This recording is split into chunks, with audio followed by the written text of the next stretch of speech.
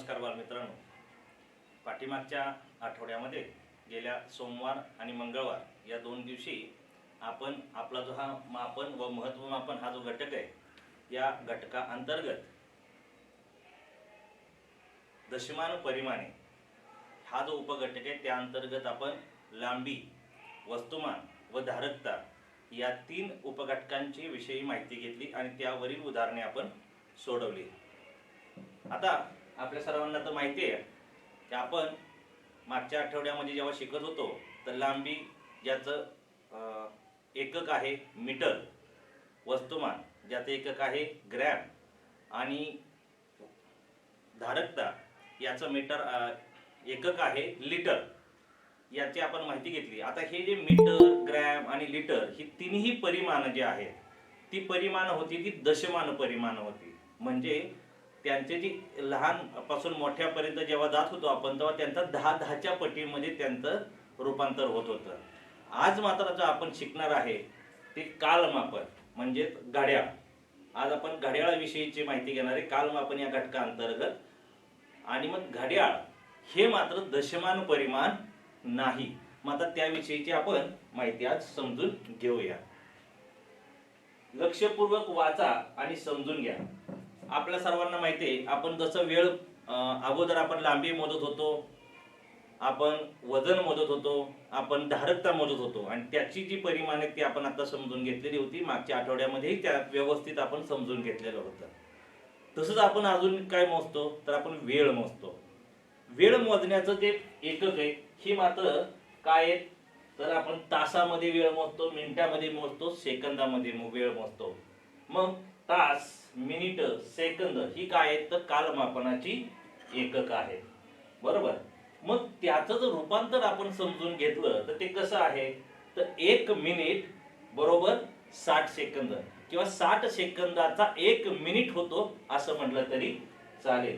त्याचबरोबर 1 तास म्हणजेच 60 मिनिट म्हणजेच काय तर 60 मिनिटं म्हणजेच 1 तास। आणि मग अशा 24 तासांचा मिळून 1 दिवस तयार होतो। मग यामध्ये 12 तासांचा दिवस, 12 तासांची रात्र असे आपण पकडतो। अशा पद्धतीने 24 तासांचा 1 दिवस होतो, बरोबर। म्हणजे काय साधारणपणे एका तासाची विभागणी जर आपण केली तर काय होतं तर 15 15 15 15 असे 15 मिनिटाचे 4 भाग म्हणजे 1 तास होतो। आता हे का दाखवलं त्याचं उत्तर इथे कळेल आपल्याला की जेव्हा आपण 1 तास, एका तासाचं रूपांतर आपण 60 मिनिटांमध्ये करतो, एका तासाचं रूपांतर आपण 60 मिनिटांमध्ये जेव्हा करत असतो तेव्हा त्याचं रूपांतर काय होतं की त्याचा पाव तास म्हणजे किती आपल्याला इथं लक्षात येईल 15 मिनिट। पाव तास म्हणजे 15 मिनिट। अर्धा तास जर आपण विचार केला अर्धा तासाचं काय रूपांतर होईल 15 आणि 15 30 मिनिट, बरोबर। अर्धा तास म्हणजे 30 मिनिट। आणि पाऊण तासाचा जर विचार केला आपण या 15 15 आणि 15 नाही का तिन्ही 15 त्रिक 45 म्हणजे पाऊण तास बरोबर 45 मिनिट। लक्षात घ्या आपण पाठीमागच्या आठवड्याची शिकवत होतो ती दशमान परिमाण होती, ही मात्र कालमापनाची एकक आहे। आपण कालमापन घेतोय त्यामुळे त्यांचं जे एकामेकाशी जे प्रमाण आहे त्या प्रमाणावरूनच आपल्याला त्यांचे पाव भाग, अर्धा भाग किंवा पाऊण भाग हे ठरवावं लागणार आहे। मग जेव्हा आता 1.25 तास आपण म्हणतो, 1.25 तास आपण बोलतोय एकाला की गेले 1.25 तास वाट पाहतोय, मग 1.25 तास म्हणजे किती तर 1 तास आणि पाव तास 1 तास आणि पाव तास म्हणजे 1 तास म्हणजे मग किती मिनिटं तर 60 मिनिट आणि पाव तास म्हणजे 15 मिनिट। असं 1 तास आणि पाव तास म्हणजे 60 मिनिटं आणि 15 मिनिटं मिळून तयार झाले 75 मिनिट। लक्षात येतंय 1.25 तास म्हणजे काय झालं मग 75 मिनिट। मग दीड तास म्हणजे किती तर 1 तास आणि अर्धा तास। मग 1 तास म्हणजे 60 मिनिटं आपल्याला माहितीच आहे, अर्धा तास म्हणजे 30 मिनिटं तेही आपण आता शिकलेलो आहे। मग 60 आणि 30 90 मिनिटं होतात। म्हणजे आपल्या लक्षात येईल दीड तास म्हणजे 90 मिनिटे। पावणे 2 तास म्हणजे मग काय येणार तर 1 तास अधिक पाऊण तास, बरोबर। 1 तास आणि पाऊण तास 1 तासाचे 60 मिनिटं आणि पाऊण तासाचे 45 मिनिटं यांची जर आपण बेरीज केली तर किती येतील? इथं चुकलंय, 60 आणि 45 होतात 105 मिनिटं. 60 आणि 45 म्हणून काय होतील? 105 मिनिटे. लक्षात आलं?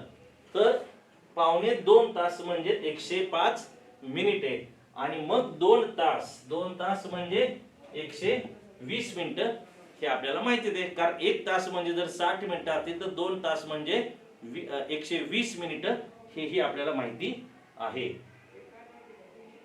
आता कालमापनाच्या ज्या पद्धती आहेत, त्या 2 प्रकाराने आपण कालमापन करतो. 2 प्रकाराने म्हणजे काय? पहिली पद्धत आहे 12 ताशी आणि दुसरी पद्धत आहे 24 ताशी. आता आपण सर्वांनी जी घड्याळ आपण पाहतो, आपण सर्वजण जी घड्याळ पाहतो त्या सर्व घड्याळांमध्ये 12 पर्यंतचे आकडे असतात. ठिपक्यांचे असतील तरी 12 ठिपके असतात. बरोबर. मग आता प्रश्न निर्माण होतो, आपण 12 ताशी तर आपण पाहिलेले, पण 24 ताशी म्हणजे काय? मग तर आपण बघा कधी एसटी स्टँडवर, रेल्वे स्थानकावर, विमानाचं वेळापत्रक जर आपण पाहिलं तर तिथं मात्र आपल्याला 14:50 किंवा 16:30 असं दिसतं. मग काही वेळेला आपण लहान मुलांच्या, आपण लहान असतानाही पाहिलं असेल तर आपल्या लक्षात येत नाही की असं कसं काय. आपल्या घड्याळात तर 12 पर्यंतचे अंक आहेत, 12 पर्यंतचे तास आपल्याला माहिती आहे. तर मग हेच असं काय 14, 16, 18, 20, 21 हे काय? तर ती खरं तर काय, तर आपल्या पूर्ण दिवसाचं 24 तास आहे. आपण मागे शिकलं की एक दिवस म्हणजे 24 तास. मग पूर्ण दिवसाचं रूपांतर 24 तासात केलं जातं आणि म्हणून काही वेळेला 24 ताशी घड्याळही वापरलं जातं. मग आता आपण जी प्रचलित घड्याळ वापरतो ते 12 ताशी वापरतो. मग 12 ताशी म्हणजे काय, तर दिवसाचे 12 तास आणि रात्रीचे 12 तास असे 2 वेळा. मग साधारणपणे पहिलं त्या 2 दिवसाचे जे आपण 2 भाग करतो, पूर्ण दिवसाचे आपण जे 2 भाग करतो त्या 2 भागांचा जर आपण विचार केला तर पहिला भाग म्हणजे बरोबर एका दिवसाचा अर्धा जर भाग केला तर तो अर्धा भाग अगोदरचा जो भाग असतो त्याला आपण काय म्हणतो? मध्यान्हपूर्व. मध्यान्हपूर्व म्हणजे काय, तर रात्री 12 पासून दुपारचे 12 वाजेपर्यंतचा जो काळ आहे तो मध्यान्हपूर्व. दुपारी बरोबर 12 वाजता तास काटा, मिनिट काटा, सेकंद काटा तिन्ही ज्या क्षणाला 12 वर येतील ती म्हणजे असते आपली मध्यान्ह. मध्यान्ह म्हणजे काय, बरोबर मध्य भाग झाला, अपूर्ण दिवसाची बरोबर मधली वेळ आलेली आहे म्हणून आपण त्याला मध्यान्ह म्हणतो. बरोबर.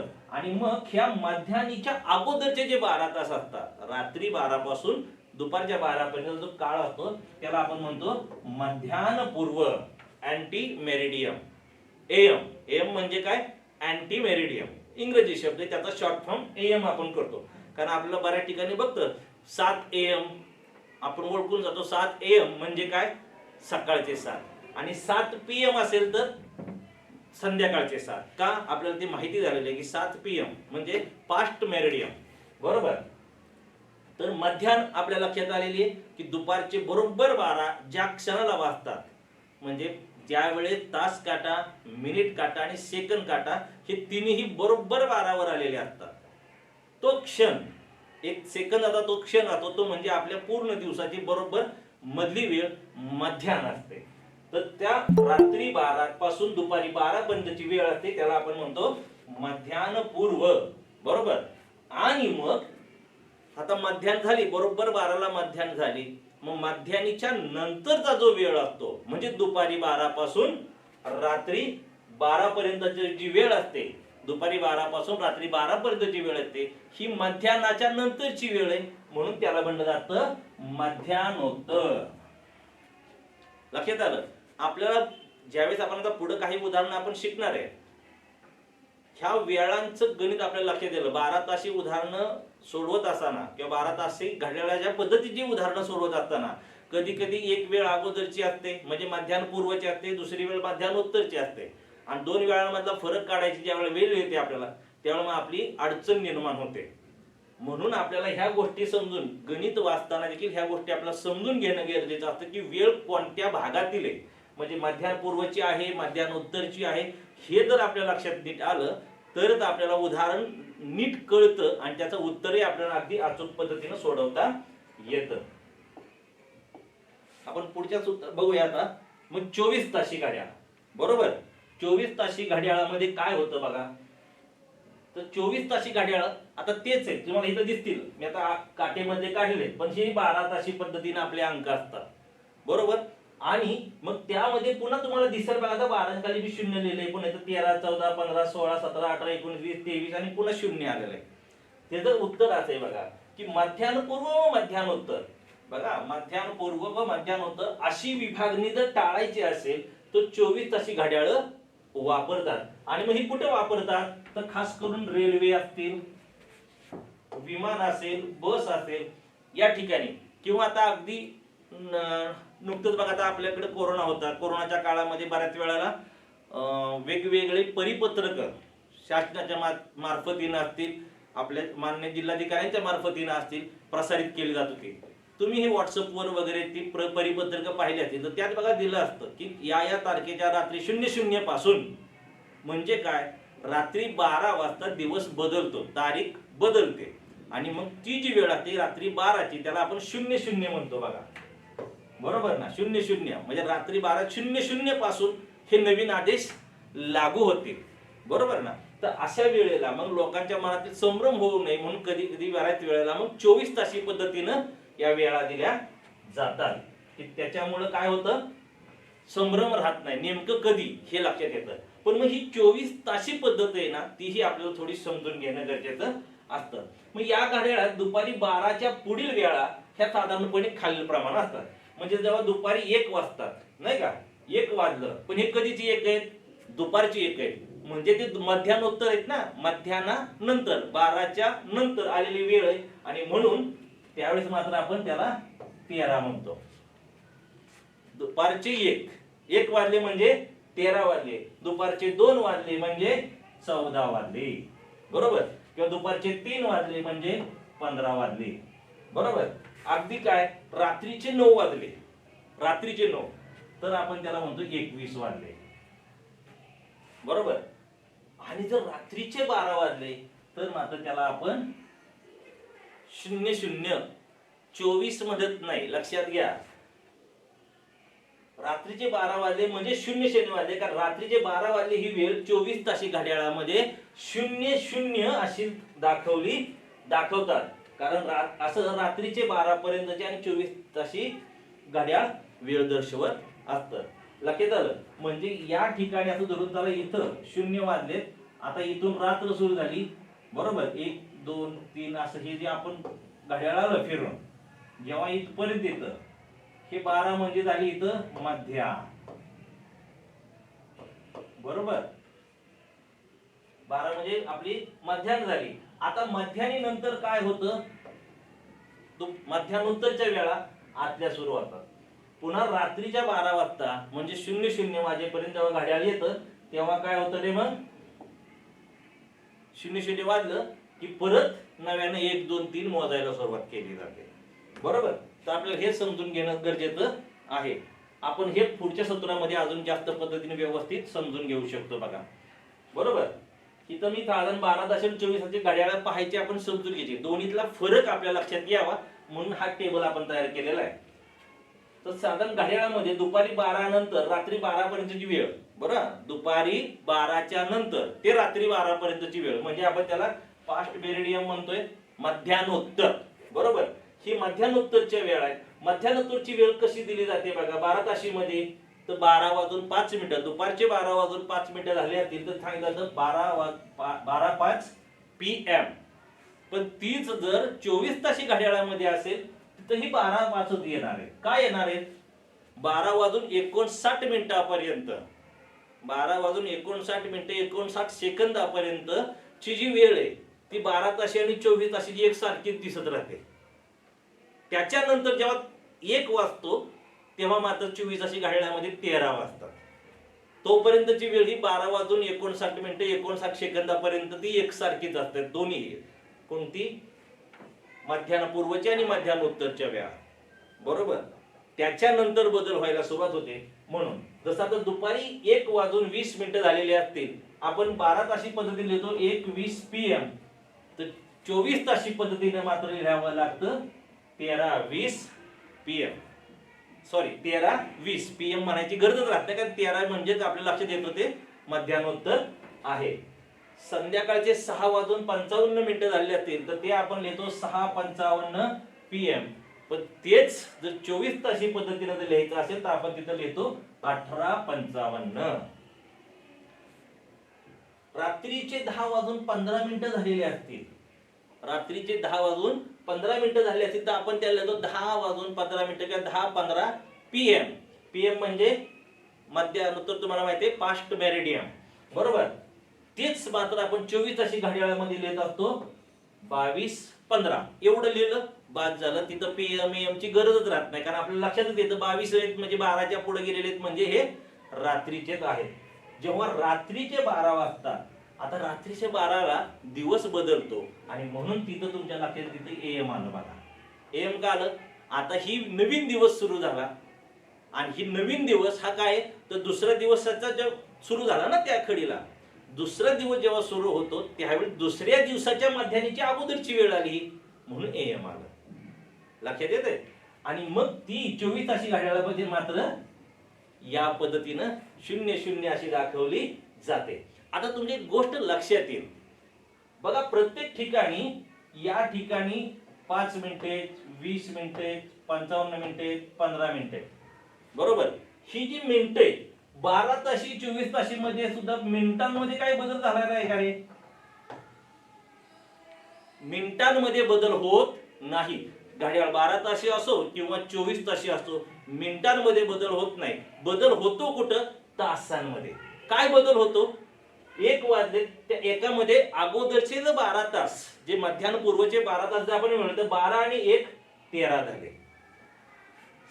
6 वाजले ते 6 मध्यान्होत्तरचे 6 आणि अगोदरचे मध्यान्ह पूर्वचे 12 तास, त्या 6 मध्ये 12 मिळवले 18 होत आहेत. 10 मध्ये 12 मिळवले 22 झाले. म्हणजे मध्यान्होत्तर आणि मध्यान्ह पूर्व हे जे गणित जेव्हा आपण करतो 12 तासाचं 24 तासामध्ये रूपांतर करत असताना फक्त तासामध्ये 12 तास वाढवायचे, 24 तासी घड्याळाची वेळ आपल्याला मिळून जाते. मिनिटांमध्ये बदल करायची गरज पडत नाही. आता आपण खाली येऊया. रात्री 12 पासून दुपारी 12 पर्यंतची वेळ म्हणजे त्याला आपण AM म्हणजेच मध्यान्होत्तरची वेळ. त्या वेळा काय फरक पडतो का बघा. रात्री 12:05 जेव्हा झाले असतात तेव्हा आपण तिथं मात्र काय लिहितो 0:05. 0:05 का? कारण रात्री 12 वाजता 24 तासी घड्याळानुसार 0 मिनिटं होतात, 0 वाजतात, बरोबर. त्याच्यानंतर नवीन दिवस सुरू झाला, नवीन दिवसातले फक्त 5 मिनिटं झालेली आहेत. लक्षात आलं?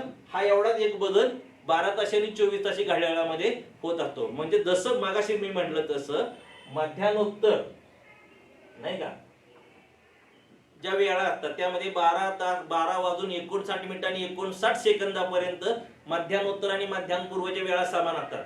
बदल कुठं होतो? रात्रीचे 12 म्हणजे 00 पकडले जातात, बरोबर. म्हणजे हेही 12:59 59 सेकंदापर्यंत 0:59 59 सेकंद असंच तिथं दाखवलं जातं. ज्यावेळेस रात्रीचे 1 वाजतील तिथून पुढे मात्र ती वेळ एकसारखी राहते दोन्ही. जसं आता आपल्याला इथं बघू शकतो आपण 1:20, पण हे 1:20 कधी? AM म्हणजे रात्रीचे 1:20 झाले. तेच आपण 24 तासी मध्ये सुद्धा 1:20 असंच लिहित असतो. रात्रीचे किंवा सकाळचे 6:55 6:55 AM म्हणजेच काय? सकाळचे 6:55. मग हे सकाळचे 6:55 24 तासी घड्याळामध्ये पण 6:55 असेच दिसतात. 10:15 सकाळचे आपला तास सुरू झाला त्यावेळेची अशी धरून चालू 10:15 वाजले सकाळचे, आहे की नाही? तर आपण तिकडे सांगतो 10:15 AM, पण 24 तासी मध्ये फक्त 10:15 एवढंच सांगावं लागतं. आणि दुपारचे 12 आपण तिथं बघा AM संपून PM मध्यान्होत्तर वेळ सुरू होते आणि म्हणून त्याला PM म्हणत असतो, बरोबर. 12 PM. पण जर नुसतं 12 म्हटलं 24 तासी मध्ये तर आपल्या लक्षात येतं की इथं बरोबर मध्यान्ह झालेली आहे. ठीक आहे, आपण याच्यावरची काही उदाहरणं थोडीशी समजून घेऊया. जेव्हा समजून काय घ्यायचं आपल्याला, तर तासाचं मिनिटात रूपांतर करायचंय. तासाचं रूपांतर आपल्याला मिनिटामध्ये करायचं असतं तेव्हा काय बदल होतो, किंवा मिनिटाचं रूपांतर सेकंदात करताना काय होतं. जसं आपण दशमान परिमाणामध्ये दशकाचा एकक करताना आपण त्याला 10 ने गुणतो, कारण मोठ्यातून छोटं बनवायचं असतं तेव्हा 10 ने आपण गुणतो, नाही का? 10 दशक असतील तर सॉरी 10 दशक असतील तर त्याचा 1 शतक होतो, 1 शतक असेल त्याचे 10 दशक होतात, 1 दशक असेल त्याचे 10 एकक होतात. इथं 10चं प्रमाण आहे म्हणून तिथं 10च्या पटीत ते बदल होतात. इथं 10चं प्रमाण नाहीये, इथं 10चं प्रमाण आहे. इथं प्रमाण काय, तर आपल्याला जसं मागाशी आपण ज्या टेबलमध्ये शिकलो की 1 मिनिट बरोबर 60 सेकंद आहे, 1 तास बरोबर 60 मिनिटं आहे. म्हणजे तासाचं रूपांतर मिनिटात करायचं असेल तर 1:60 या प्रमाणानं ते करावं लागतं. मिनिटाचं रूपांतर सेकंदात करायचं असेल तर 1:60 याच प्रमाणानं ते बदल करावे लागतात. म्हणून उदाहरणार्थ पहिलं 3 तास बरोबर किती मिनिटे, 3 तास बरोबर किती मिनिटे. मग 3 तास, आता तास म्हणजे किती, तर 60 मिनिट. आता इथं काय तास आणि मिनिटाचं रूपांतर आहे, तासाचं आणि मिनिटाचं रूपांतर करत असताना 1:60 हे प्रमाण आहे, बरोबर. मग 60 हे काय मिनिटे, म्हणजे तासाचं रूपांतर मिनिटात केलं. असे किती तास आहेत, तर 3 तास आहेत, म्हणून 3 तास म्हणजे 3 गुणिले 60 केलं तर उत्तर आलं 180 मिनिटं. आता हा गुणाकार तुम्हाला सर्वांना येत होते की 0शी 0 मांडा, 3 × 18 करा, 180 मिनिटं. म्हणजे 3 तासाचं रूपांतर जेव्हा मी मिनिटात केलं ते किती झालं, 180 मिनिटं झाली. 5 मिनिटाचं रूपांतर सेकंदात करायचं असेल, 5 मिनिटं बरोबर किती सेकंद. अगदी आपल्याला माहितीच आहे सेकंद आणि मिनिटाचं प्रमाण ही काय आहे, 1:60. 1 मिनिट बरोबर जर 60 सेकंद असेल तर 5 मिनिट बरोबर किती, 5 गुणिले 60 केलं, 0शी 0 मांडून घ्या, 5 × 30 किती झालं रे, 300 सेकंद. या उलट आता बघा हे तर काय केलं आपण, मोठ्या परिमाणाचं रूपांतर छोट्या परिमाणात केलं. बघा काय केलं, तास हा मिनिटापेक्षा मोठा आहे किंवा सेकंदापेक्षा मिनिट मोठा आहे, म्हणजे मोठ्या परिमाणाचं रूपांतर आपण छोट्या परिमाणात करतो तेव्हा आपण गुणतोय, त्यांच्या प्रमाणानं गुणतोय. त्यांचं एकमेकाशी जे प्रमाण आहे त्या प्रमाणानं आपण त्यांना गुणलं. इथं 60चं प्रमाण आहे म्हणून 60 न गुणलं तर ते आपल्याला मिळत. आता याच्या उलट जेव्हा आपल्याला मिनिटाचं तासात किंवा सेकंदाचं मिनिटात रूपांतर करायचंय, म्हणजे काय करायचंय, छोट्या परिमाणाचं मोठ्या परिमाणात रूपांतर करायचंय, बरोबर ना. तीच प्रक्रिया, त्यांचं जे एकमेकाशी जे प्रमाण आहे. आता मगाशी मोठ्याचं छोटं करताना काय केलं, म्हणजे बंद्याचं सुट्ट करताना काय केलं, प्रमाणानं गुणलं होतं. आता सुट्ट्याचं बंद करतोय, छोट्याचं मोठं करतोय, तेव्हा काय करणार आहे, त्या दोघांमध्ये जे प्रमाण आहे त्या प्रमाणानं आपण त्यांना भागणार आहे, बरोबर. म्हणजे काय झालं बघा, 180 मिनिटे बरोबर किती तास. काय करावं लागेल, मगाशी गुणलं होतं, आता आपल्याला भागायचंय. का भागायचंय, कारण आपण बंधे करतोय, गठ्ठे करतो. 180 हे सुट्टे मिनिटे, त्यात आता तासात रूपांतर करायचे. साधी गोष्ट आहे, 60 न भागा, त्यांच्या प्रमाणानं आपण भागलं. आपल्याला माहिती आहे भाग कसा काढवतो आपण, 0 ला 0 गेलं, 6 × 1 = 6, 6 × 3 = 18. किती आलं रे उत्तर, 3 तास. बघा आपण इथं केलं होतं 3 तासाचं मिनिटात रूपांतर केलं तर 180 मिनिटं आली होती. आता त्यात 180 मिनिटाचं पुन्हा तासात रूपांतर केलं, 3 तास उत्तर आलेलं आहे. किंवा 180 सेकंद बरोबर किती मिनिट, अगदी सोपं आहे, 0 ला 0 घालवा, 6 × 1 = 6, 6 × 3 = 18. किती मिनिटं झाली, 3 मिनिटं, बरोबर. म्हणजे आपल्या आता हे लक्षात आलं की मिनिटाचं रूपांतर सेकंदात करायचंय, म्हणजे मिनिट मोठा असतो, सेकंद छोटा आहे. मोठ्याचं रूपांतर छोट्यात करायचंय तर मिनिट आणि सेकंद यांचं एकमेकाशी प्रमाण काय आहे, 1 मिनिट बरोबर 60 सेकंद, म्हणजे 1:60 हे प्रमाण आहे. आपण काय केलं, मोठ्याचं रूपांतर छोट्यात करायचंय म्हणून 60 गुणलं, म्हणजे प्रमाणानं गुणलं. आता जेव्हा सेकंदाचं रूपांतर मिनिटात करायची वेळ आली किंवा मिनिटाचं रूपांतर तासात करायची वेळ आली, त्यांचं एकमेकाशी प्रमाण 1:60च आहे, म्हणून 60 न आपण भागलं, आपल्याला उत्तर मिळालं. ठीक आहे. आता यांची मग वजाबाकी आपल्याला बरेच उदाहरणं करावी लागतात. तासांची बेरीज करायची असेल, तासांची वजाबाकी करायची असेल तर कशी करायची, आपण पुढच्या स्लाइड मध्ये ही बेरीज कशी करायची ते समजून घेऊया. बघा एक उदाहरण म्हणून घेतलंय आपण की 3 तास 40 मिनिटे अधिक 1 तास 45 मिनिटे बरोबर किती. 3 तास 40 मिनिटे आणि 1 तास 45 मिनिटे बरोबर किती. आता याच्यावर उदाहरण अजून शाब्दिक आहेत, मी थेट उदाहरण म्हणून घेतोय. जेव्हा यांची बेरीज करायची वेळ येते आपली जी नेहमीची पद्धत तशीच बेरीज करायची, फक्त इथं जेव्हा आपण पूर्वी बेरीज वजाबाकी करताना आपण एकक दशक मांडत होतो, आता एकक दशक न मांडता आपण त्याचं परिमाण असणारे तास आणि मिनिटे. मग पहिल्यांदा बघा 3 तास 40 मिनिटे अधिक 1 तास 45 मिनिटे. चला मिनिटांची बेरीज मिनिटाच्या घरात केली. 5 आणि 0 5 4 आणि 4 8 85 मिनिटं झाली. तासाची झाली 3 आणि 1 4 4 तास 85 मिनिटं झाली. पण आपल्याला माहिती आहे जसं एक आपल्या दशमान परिमाणामध्ये एककाची बेरीज केली आणि ती 10 पेक्षा वर जात असेल तर आपण काय करतो, हातचा घेतो. एककाच्या घरात मग त्याचा एकक स्थानचा अंक एककाच्या घरात मांडतो. जो वाढलेला दशकाचा असतो म्हणजे 10 पेक्षा मोठा झालेला जो असतो त्याला आपण त्याच्या पुढच्या घरामध्ये हातचा म्हणून घेतो. अगदी इथं तीच पद्धत करायची आहे, फक्त इथं प्रमाण काय 60चं प्रमाण आहे. आणि आपल्याला माहिती आहे की इथं 60 मिनिटांपेक्षा 85 ही संख्या जास्त आहे. म्हणजेच काय, या 85 मधून 60 मिनिटाचा 1 तास आपण बाजूला काढू शकतो. मग तेच करायचं, या 85 मधून मी 60 मिनिटाचं वजा केले म्हणजे काय केलं, 1 तास मी बाजूला काढला हातचा म्हणून, आणि तो हातचा मी हा जे 60 इकडे हातचा तो वाढवला. काय केलं, 85 मधून इथं 60 वजा केले आणि तेच वजा केलेले 60 तो 1 तास इकडं तासाच्या घरात आणून त्याला हातचा म्हणून तिथं मिळवला. आता मग एकूण तास किती झाले तर 5 तास झाले. बघा अगोदरचे 4 तास आणि इकडचा हातचा म्हणून आलेला 1 तास, असे एकूण 5 तास झाले. आणि 85 मधून 60 वजा केल्यावर राहिले 25, म्हणजे मिनिटं किती राहिली 25. आणि म्हणून या दोघांची बेरीज किती आली 5 तास 25 मिनिटे. आता ही बेरजेचं उदाहरण होतं. आता आपण एक वजाबाकीचं उदाहरण घेऊया समजून.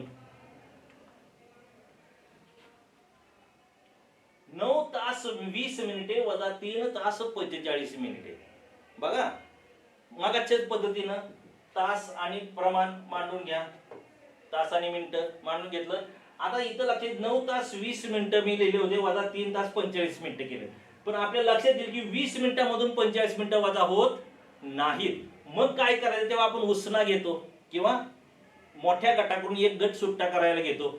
तसं एकात 1 तास इकडचा इकडे गेला, आपण त्याला मिनिटात रूपांतरित केलं. इथं 9 होते, राहिले किती मग 8 राहिले. आणि 1 तास जो मिनिटामध्ये गेला त्या एका तासाचं मिनिटात गेल्यावर काय झालं, मिनिटं होणार. मग 1 तास म्हणजे किती मिनिटं झाली 60 मिनिटं झाली. आणि मूळचे तिथं 20 मिनिटं होती ना अगोदरचे, ते त्यात मिसळले. या दोघांची बेरीज किती आली मग 80 मिनिटं. आता या 80 मधून 45 जर वजा केले तर राहतात किती 35. आणि 8 मधून 3 वजा केले राहिले किती 5. म्हणजे या पद्धतीनं आपल्याला लक्षात येईल की इथं जेव्हा रूपांतर, इथं सगळ्यात महत्त्वाचं समजून घ्यायचं, इथं 10च्या पटीत वजा होत नाही. आपल्या दशमानाची पद्धत लागलेली आहे, सवय लागलेली असते. आणि इथं पण बऱ्याच वेळा तसेच गडबड होऊन जाते. तर ते फक्त लक्षात ठेवायचं आहे की इथं प्रमाण काय, एका तासाचं मिनिटात रूपांतर होताना त्यांचं जे प्रमाण आहे तेवढं तिकडे गेलं पाहिजे.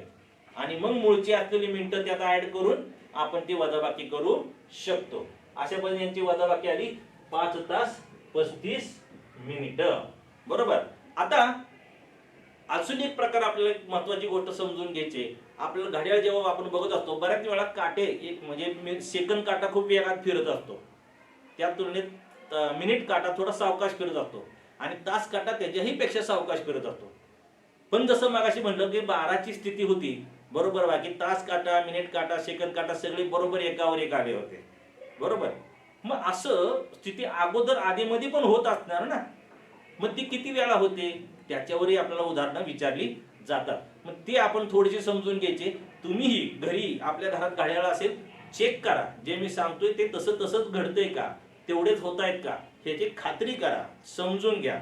आपण समजून घेऊया पुढच्या की घड्याळांच्या काट्यांची स्थिती हे सगळ्यात महत्त्वाचं आहे, कारण यावर आधारित आपल्याला बरीच उदाहरणं सोडवावी लागणार आहेत किंवा ही फसवी उदाहरणे येतात.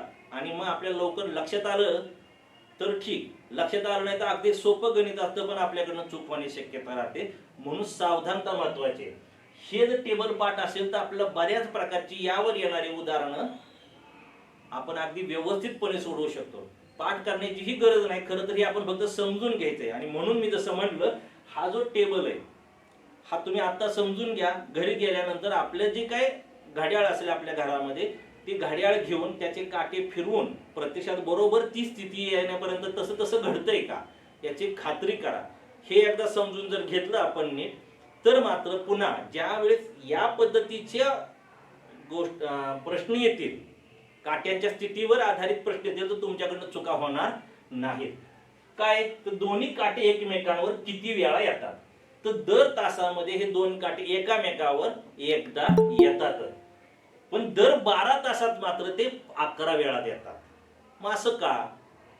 जर एका तासात एकदा येतात तर 12 तासामध्ये 11च का? कारण त्यामध्ये 12 वाजताची जी स्थिती आहे, 12 वाजण्याची जी स्थिती आहे ती त्यातनं वजा करावी लागते. बरोबर? कारण 12 वाजले तर एकदा पकडलं, त्याच्यानंतर पुन्हा 12 वाजतील, म्हणजे 12 तासानंतर पुन्हा ते काटे एकामेकावर. मग एकाच वेळेला 12 वाजताची जी काट्यांची स्थिती 2 वेळा मोजली जाणार. मग आणि जेव्हा काटा तास काटा फिरत असतो, मिनिट काटा फिरत असतो, त्यावेळेस प्रत्येक तास काटा प्रत्येक थोडा पुढे जात असतो. तुम्ही खात्री करा, 12 वाजता तुम्ही सगळे काटे एका वेळेला ती स्थिती मोजा आणि परत 12 वाजेपर्यंत किंवा ती तिथं सोडून द्या. 12 वाजून 1 सेकंद झाला म्हणजे काटा थोडा पुढे सरकला असं समजा आणि पुन्हा मोजायला सुरुवात करा. बघा बरोबर पुन्हा 12 तासात ते एकावर एक काटे 11च वेळा येतात. पण 24 तासात जर पकडलं तर 22 वेळा येतात. साहजिक आहे, मध्यान्नोत्तरचे 11 वेळा आणि मध्यान्हपूर्वचे 11 वेळा, दोन्ही वेळचे 11 वेळा मिळून एकूण 22 वेळा हे काटे काट्यावर येतात. आणि यामध्ये 2 वेळा 12 वाजून जाणार आहेत. त्यामुळे त्या 2 वेळची जी स्थिती आहे ती आपल्याला तिथं वजा करावी लागते. हे सगळ्यात महत्वाचं समजून घेणं आपल्याला आवश्यक आहे. मग दोन्ही काटे सरळ रेषेत म्हणजे 180 अंशाचा कोन करतात. आपल्यामध्ये 6 वाजताची स्थिती असते, बरोबर ना? 6 वाजताची जी स्थिती असते, मी तुम्हाला पुढच्या स्लाइड मध्ये थोडंसं समजून सांगतो. बघा 6 वाजले धरून चला की इथं हा मिनिट काटा आहे आणि हा तास काटा आहे, बरोबर? थोडा तास काट्याला जाड करतो तुमच्या लक्षात यावं म्हणून. तास काटा एकमेकाच्या बरोबर समान सरळ स्थितीत हे एकदा येणार आहे. इतर वेळेस मात्र हा पुढे येणार आहे, ही स्थिती होत जाणार आहे, बरोबर? तर ही स्थिती सुद्धा किती वेळा येते ते आपल्याला समजून घ्यायचंय, बरोबर?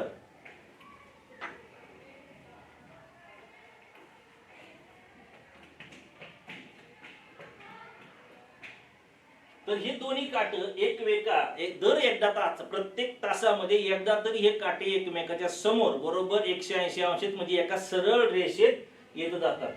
पण 12 तासामध्ये मात्र तेही पुन्हा 11 वेळात एकमेकाच्या बरोबर समोर येतात. का? तर त्यामध्ये सुद्धा 6 वाजताची जी स्थिती असते ती त्यामधून वजा केली जाते. आणि मग याच नियमाप्रमाणे जर 24 तासामध्ये धरलं तर 24 तासामध्ये ते 22 वेळा एकमेकाच्या समोर बरोबर येत असतात किंवा त्यांच्यामध्ये बरोबर सरळ रेषीय कोन आपण त्याला म्हणतो तो 180 अंशाच्या कोनात ते येतात. पण दोन्ही काटे 90 अंशाचा कोन म्हणजे काटकोन कधी करतात बघा.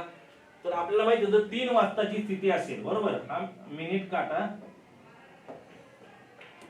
आणि हा तास काटा, हा काटकोन आहे. मी मुद्दाम ह्यामध्ये रेषा मारल्या, तुम्हाला कदाचित दिसत असतील, बरोबर? तर हा जो मिनिट काटा किंवा तास काटा आहे, बरोबर, ही तर हा काटकोन होणार आहे. मग असे काटकोन, बरोबर ना, असे काटकोन किती वेळा होतात, बरोबर? तर आपल्याला माहिती आहे की एका तासात हा काटकोन 2 वेळा होतो, बरोबर? म्हणजे हा आता मिनिट काटा इथं आहे, तो फिरून परत इकडे आला किंवा 8:45 कडे आला की पुन्हा एकदा त्याची काटकोनाची स्थिती होणारच असते, 8:45च्या थोडंसं पुढं. म्हणजे एका तासात हा काटकोन एका तासात 2 वेळा होतो, बरोबर? आणि 12 तासात 22 वेळा होतो. 12 तासात 22 वेळा. आता असं का? तर बरोबर 3 वाजताची स्थिती बघा, ही 3 वाजताची स्थिती म्हणजे हा एक काटकोन आहे, बरोबर? आणि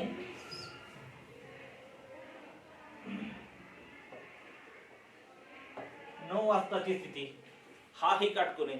12 तासामध्ये पूर्ण तास हे 2 येतात आणि त्यावेळेला काटकोन होत असतो. आणि म्हणून हे 2 तासांच्या स्थिती जर वजा केल्या तर इतर वेळामध्ये मात्र टोटल एकूण 22 वेळा यांच्यामध्ये काटकोन होत असतो. तर हे 12 तासात म्हणतोय मी, 12 तासात काटकोन 22 वेळा होतो, तर 24 तासामध्ये 44 वेळा होतो. 24 तासामध्ये पूर्ण दिवसामध्ये काटकोन स्थिती, दोन्ही काट्यांची काटकोनातली स्थिती ही 44 वेळा होत असते. आता एक गोष्ट सगळ्यात महत्वाची समजून घ्यायची बघा, की हा जो काटा आहे बघा, हा जो काटा आहे यांच्यामध्ये हा काटा दर मिनिटाला 6 अंश, मिनिट काटा जो आहे मिनिट काटा आपल्याला माहिती आहे की जर का हे 90 अंशाचे असतील बघा, काटकोन हा 90 अंशाचा एक काटकोन आहे, हाही काटकोन 90 अंशाचा आहे बरोबर, हा काटकोन ही 90 अंशाचा आहे बरोबर, आणि हाही काटकोन 90 अंशाचा आहे.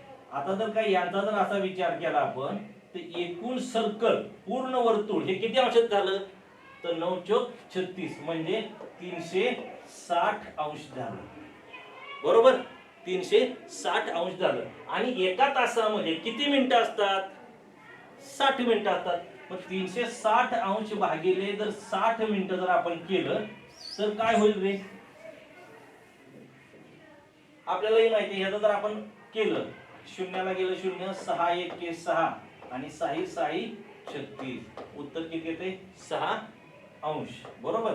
म्हणजेच काय तर एका मिनिटामध्ये बघा, एक एकच मिनिट म्हणजे मिनिट काटा हा 12 बरोबर आणि हा 1, हा जो कोन आहे 1 मिनिटाचा कोन जो आहे तो किती अंशात आहे, 6 अंशात आहे. मग ह्या 2 तासाचा जर विचार केला बघा, 2 अंक 12 ते 1 हा जर मी विचार केला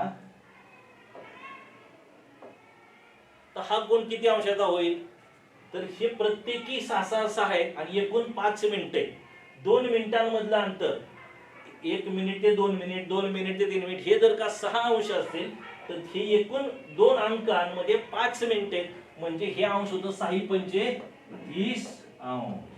बघा बरं, हे 30 अंश पुन्हा हे 30 अंश आणि हे 30 अंश झालं का 90 अंश.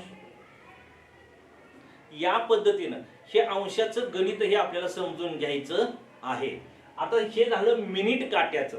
मिनिट काटा हा काय करतो, दर मिनिटाला म्हणजे सेकंद काटाचा एक सर्कल पूर्ण होईपर्यंत, एक वर्तुळ सेकंद काटा एकदा फिरून येईपर्यंत मिनिट काटा 6 अंश पुढे जातो.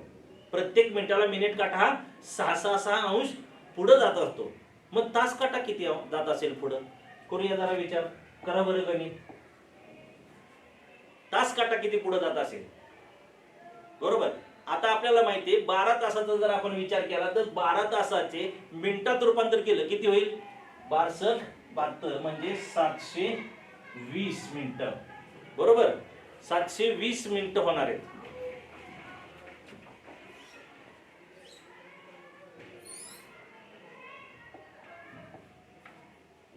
बारा तास 720 मिनिटं आणि पूर्ण वर्तुळ किती अंशात आहे, तर 360 अंशात आहे बरोबर. मग 360 भागिले 720 का, 12 तासाची एकूण मिनिटं तेवढी आहेत 720 आहेत.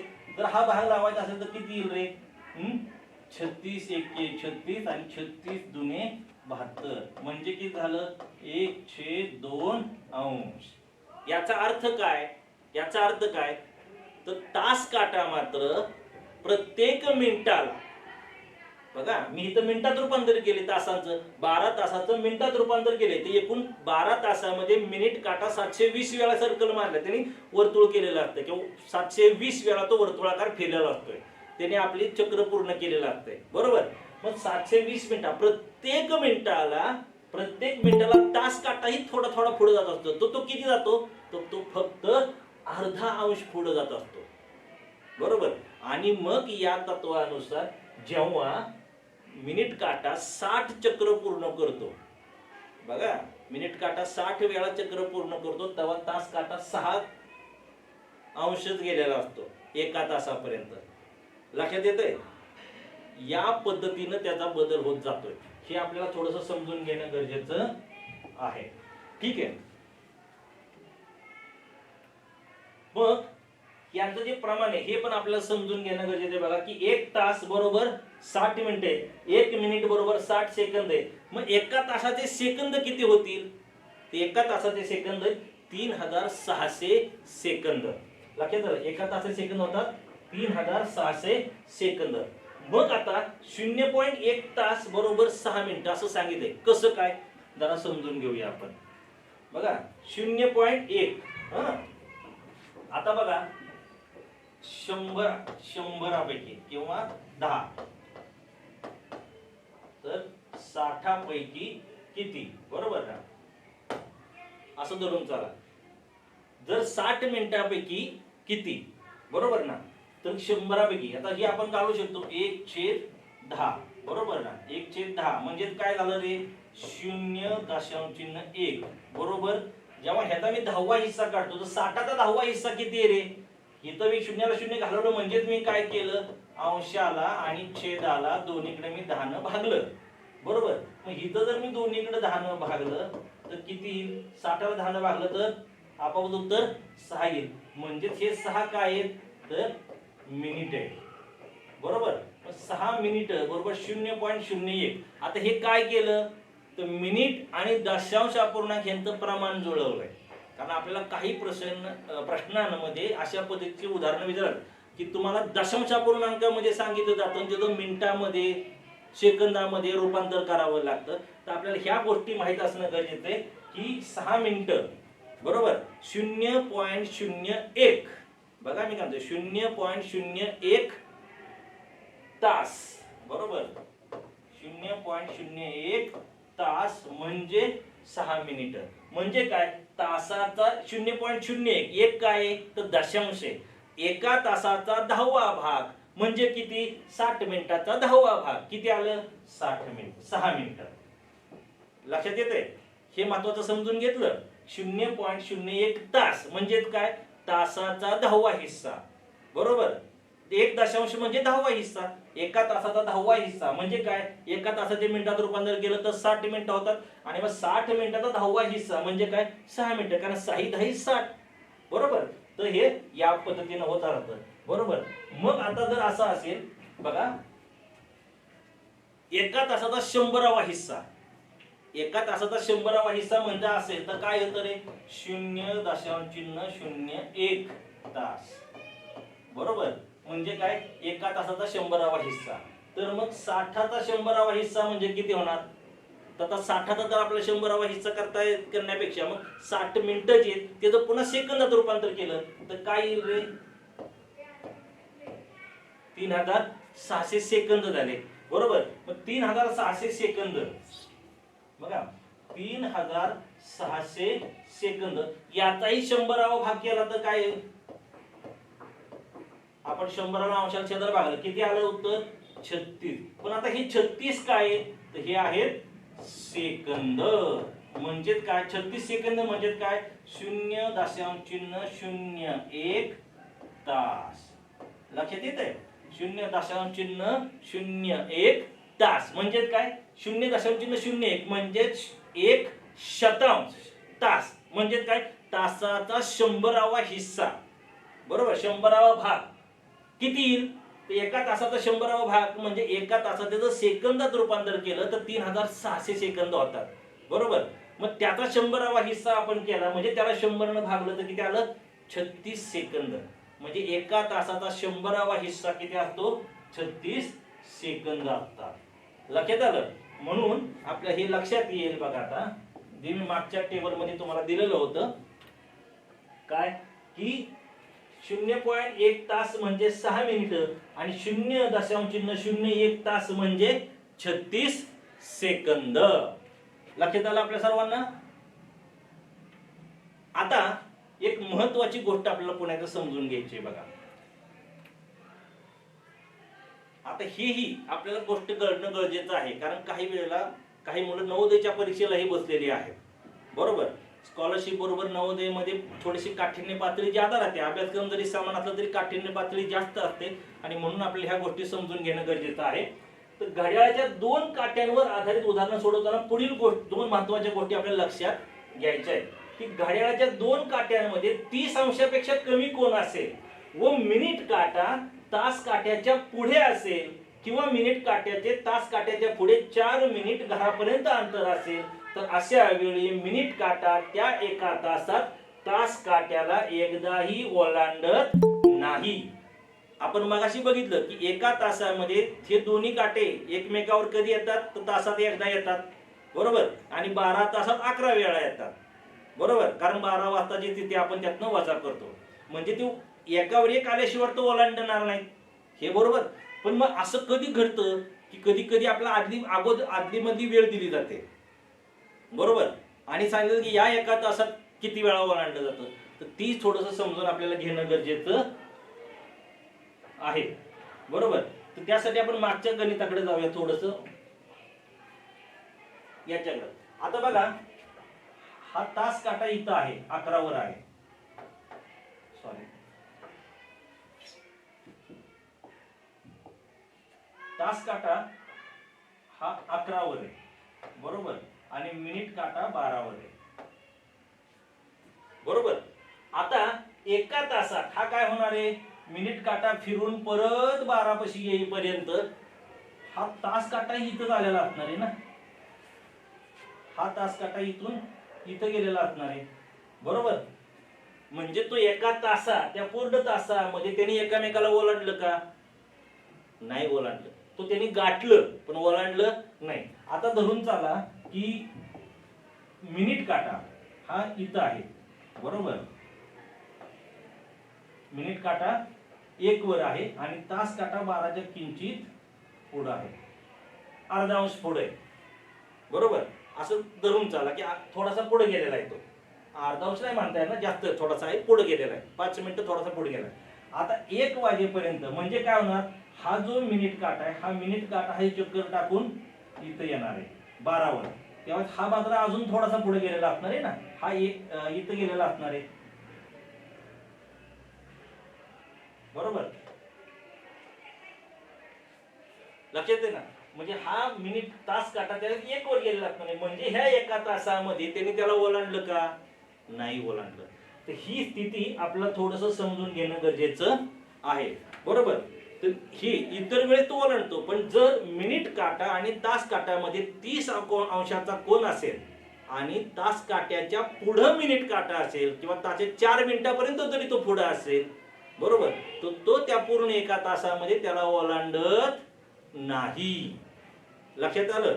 4 मिनिटच का 5 मिनिटं का नाही हेही समजून घ्या की या ठिकाणी आता समजा 4 मिनिटामध्ये हा तास काटा इथं आहे असं धरून चाला आणि हा मिनिट काटा इथं आहे. अगदी तुम्ही इथपर्यंत जरी तास काटा धरला तरी हा त्यावेळेस जेव्हा तास काटा या ठिकाणावरून फिरून हा संपूर्ण सर्कल टाकून जेव्हा इथं येतो, इथपर्यंत आपण 1 तास धरू, त्यावेळेस हा मात्र याच्या पुढे इथं गेलेला असतो मिनिट काटा, सॉरी तास काटा. म्हणजे पुन्हा तिथं त्याचं थोडंसं अंतर हे माग राहतच. म्हणून 1 तास 30 अंश किंवा 4 मिनिटापर्यंत मिनिट काटा जर तास काट्याच्या पुढे असेल तर तो एका तासामध्ये त्या तास काट्याला तो मिनिट काटा ओलांडत नाही. हे आपल्याला थोडंसं समजून घेणं गरजेचं आहे. आता काटकोन, बरोबर, कोणतेही 2 तास घ्या, कोणतेही 2 तास घ्या, त्या 2 तासामध्ये 4 वेळा काटकोन येतो, काटकोन होतो. कोणत्याही 2 तासामध्ये, म्हणजे अगदी 1 वाजल्यापासून 3 वाजेपर्यंत असेल किंवा 12 ते 2 असेल, याच्यामध्ये 4 वेळा होईल. अडचण फक्त कुठे आहे किंवा थोडीशी काय आहे, तो 2 ते 4 ह्या 2 तासांमध्ये किंवा 8 ते 10 या 2 तासांमध्ये मात्र 4 वेळा होत नाही, तर 3च वेळा होतो. का? कारण यामध्ये बरोबर 3 वाजण्याची स्थिती किंवा बरोबर 9 वाजण्याची स्थिती ही मात्र त्यातून वजा होत असते. आणि म्हणून या 2 तासांमध्ये 2 ते 4 यामध्ये मात्र काटकोनी स्थिती, त्या दोन्ही काट्यांमधली काटकोनाची स्थिती ही फक्त 3 वेळा निर्माण होते. तर 8 ते 10 या 2 तासामध्ये सुद्धा काटकोनाची स्थिती त्या दोन्ही काट्यांमधली म्हणजे मिनिट काटा आणि तास काट्यामधली काटकोनाची स्थिती ही 3 वेळा तयार होत असते. ठीक आहे. आता आपण यावरची काही उदाहरणं घ्यायला सुरुवात करूया, बरोबर. आज आपला तास आपण बरीच मुलं थोडीशी उशिरा जॉईन होत होती आणि त्यामुळे आपल्याला वेळेत तास सुरू करता आला नाही, तर आम्ही वेळेत उपस्थित होतो, पण अधिकाधिक मुलांना लाभ मिळावा म्हणून थोडं थांबणं गरजेचं भाग पडलं. तर त्यामुळे आपला थोडासा वेळ पुढे जाणार आहे. काही उदाहरणं आपण घेऊया, थोडंसं गतीने घेऊया की जेणेकरून तुमचाही वेळ वाचेल. दुपारी 12 वाजल्यापासून त्याच दिवशी सायंकाळी 6 वाजेपर्यंत मिनिट काटा व तास काटा यांच्यात किती वेळा काटकोन होईल? बघा पर्याय आहे 10, 11, 12 आणि 6. काय प्रश्न आहे की 12 वाजल्यापासून 6 वाजेपर्यंत किती वेळा काटकोन होईल? काय करावं लागेल? एका तासात 2 वेळा काटकोन होतो हे आता आपण थोड्या वेळापूर्वी शिकलं. बघा ती मागाशी मी जे टेबल सांगितलं त्याच्यावरच आधारित हे प्रश्न आहेत की हे प्रश्न कसे विचारले जातात हे आपल्याला कळावं. एका तासात 2 वेळा काटकोन होतो आणि म्हणून 6 तासात 12 वेळा काटकोन होईल, बरोबर. पण त्यातून 3 वाजताची स्थिती वजा करावी लागेल. ती 3 वाजताची स्थिती जर वजा केली तर काटकोन किती वेळा येईल? मग 11 वेळा. आणि म्हणून याचा पर्याय आहे 2 नंबरचा 11, बरोबर. पुढचं गणित आपण समजून घेऊया. दुपारी 1:30 वाजल्यापासून त्याच दिवशी सायंकाळी 7:30 वाजेपर्यंत मिनिट काटा तास काट्याला किती वेळा ओलांडेल? बघा आता मगाचं सूत्र मगाचं टेबलचा तुम्ही संदर्भ थोडासा लक्षात जर घेतला तर आपल्याला इथं लक्षात येईल. दुपारी 1:30 वाजल्यापासून त्याच दिवशी सायंकाळी 7:30 वाजेपर्यंत मिनिट काटा तास काट्याला किती वेळा ओलांडेल? पर्याय आहे 7, 6, 5 आणि 4. बघा काय 4 4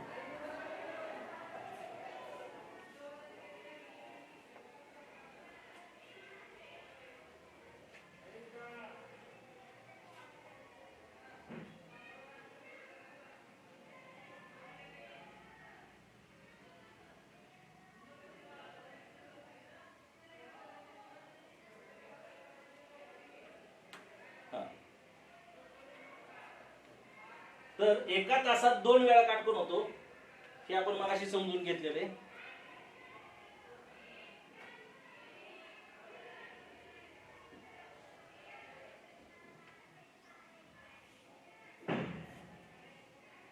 ठीक आहे. पुढचा प्रश्न घेऊया आपण. त्याची पीपीटी स्लाइड माझ्याकडनं मिस झाली. सकाळी 8 वाजल्यापासून त्याच रात्री 8 वाजेपर्यंत घड्याळाचा तास काटा व मिनिट काटा परस्पर विरुद्ध बाजूला सरळ रेषेत किती वेळा येतील? बरोबर. तर सरळ रेषेत किती वेळा येतील? तर 12 वेळा, 10 वेळा, 2 वेळा किंवा 11 वेळा. तर सकाळी 8 ते रात्री 8 पर्यंतची जी वेळ आहे कशी आहे बघा. तर 12 तासात तो सरळ रेषेत 12 वेळा येणार असतो. पण त्यातून 6 वाजताची स्थिती जर आपण वजा केली तर एकूण किती वेळा येईल? तो 11 वाजेपर्यंत 11 वेळा तो एकमेकाच्या समोर येईल, बरोबर. एका लंबकाच्या घड्याळाचे दर तासाला तासांच्या संख्येप्रमाणे व दर अर्ध्या तासाला 1 याप्रमाणे टोले वाजतात. तर त्या घड्याळाचे 12:15 वाजल्यापासून ते 5:15 वाजेपर्यंत एकूण किती टोले वाजतील? 20 वेळा वाजतील, 15 वेळा वाजतील, 19 का 21? समजून घेऊया. हे उदाहरण हे आपल्याला 2 पद्धतीने सोडवू शकतो आपण.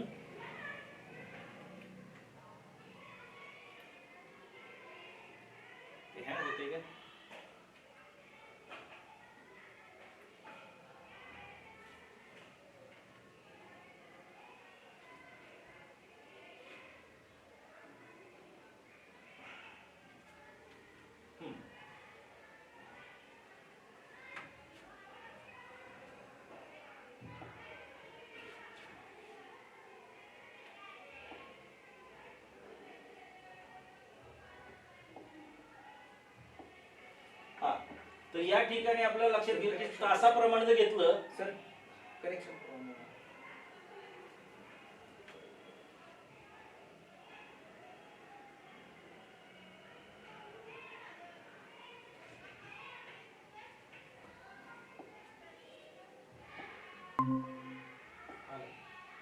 सर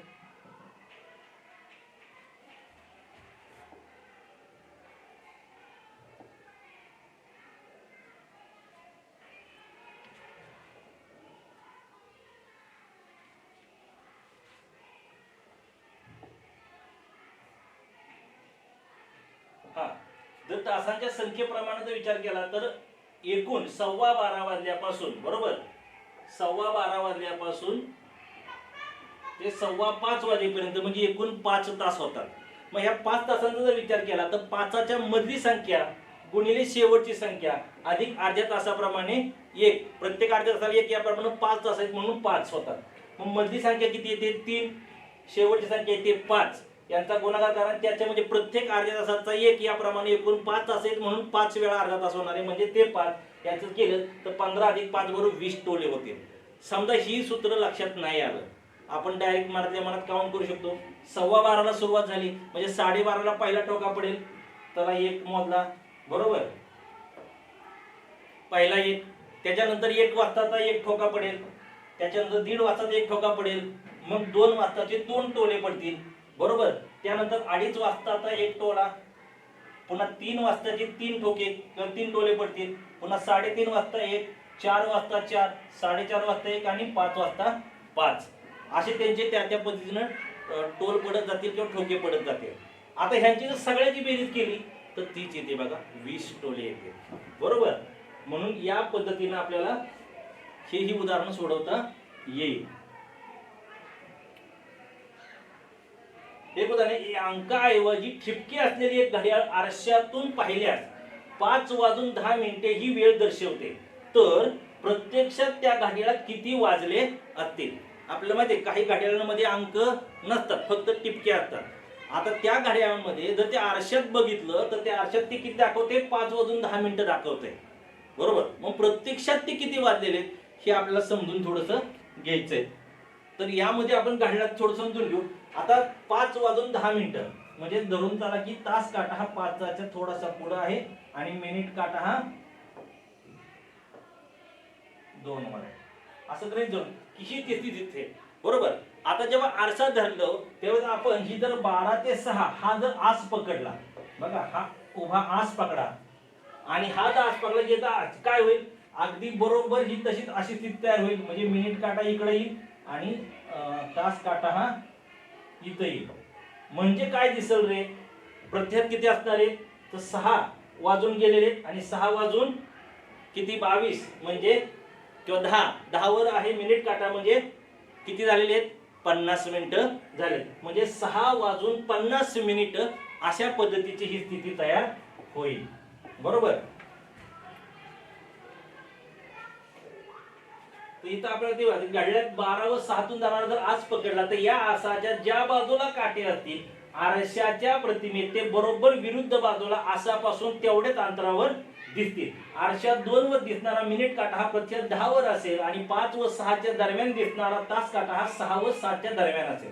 म्हणून प्रत्यक्ष घड्याळात 6:50 वाजले असतील. फक्त 12 व 6 वाजता हे गोष्ट समजून घ्या, फक्त बरोबर 12 वाजता आणि 6 वाजताची जी स्थिती आहे प्रत्यक्ष घड्याळातील आणि आरशातील दोन्ही वेळची स्थिती ही समानच वेळ दाखवते, कारण काटे त्यावेळेस मात्र बरोबर त्या आसावरच असतात. लक्षात आलं. किंवा दिलेली वेळ दुसरी ह्याच्यासाठी क्लुप्ती पण आहे बघा, की दिलेली वेळ बरोबर ही 12 तास. आता इथं बघा 11 आणि 60, 11 तास 60 मिनिटं म्हणजे काय केलंय की 12 तासाचं मिनिटात रूपांतर केलंय आणि 1 तासाचं मिनिटात रूपांतर केल्यामुळे त्याचे 60 मिनिटं झालेत आणि इकडे 11 मिनिटं ठेवले म्हणजे 12. मग यामधून काय केलेली दिलेली वेळ वजा करा. 5:10 जर वजा केले 5:10 दिसत होते ना, तर आपोआप राहिलेली वेळ निघाली 6:50. लक्षात आलं. म्हणून घड्याळात 6:50 वाजलेले असतील अशी क्लुप्ती. आता या घटकावर आधारित हा घटक तसा खूप मोठा आहे, परंतु सुरुवातीच्या काळामध्ये जी माहिती आपण घेतली, जे टेबल्स आपण समजून घेतले, तीही समजून घेणं गरजेचं होतं. तरच आपल्याला याच्या पुढची जी उदाहरणं आहेत अशी अजूनही जवळपास 10 ते 15 उदाहरणं याच्यावरची वेगवेगळ्या पद्धतीची काढलेली होती. परंतु आज आपण जॉईन व्हायला थोडासा उशीर केला, त्यामुळं तास लवकर आपण सुरू करू शकलो नाही. उद्याच्या घटकामध्ये तर उद्याचा घटक आहे आपला दिनदर्शिकेवर आधारित आणि त्या घटकामध्ये सुद्धा शिकण्यासारखं भरपूर आहे किंवा भरपूर माहिती तुम्हाला देता येण्यासारखी आहे बरोबर. तर उद्याच्या घटकामध्ये आपण मग ही राहिलेली काही उदाहरणं, आता काही मोजकी उदाहरणं राहिलेल्या उदाहरणांपैकी आपण घेऊया आणि उद्याचा दिनदर्शिकेचा हा घटक पूर्ण करूया. आपल्या सर्वांना फक्त एकच विनंती आहे, उद्याचा जो तास आहे त्याला मात्र आपण बरोबर वेळेत जॉईन व्हा, म्हणजे घटक आपल्याला वेळेत चालू होईल. शक्यतो 10 वाजण्यापूर्वीच 5-10 मिनिटं आधी जॉईन व्हा, म्हणजे बरोबर आपण 10 वाजता आपला तास सुरू करूया. आज तर 11 वाजून गेलेले, आपण या ठिकाणी थांबूया. धन्यवाद.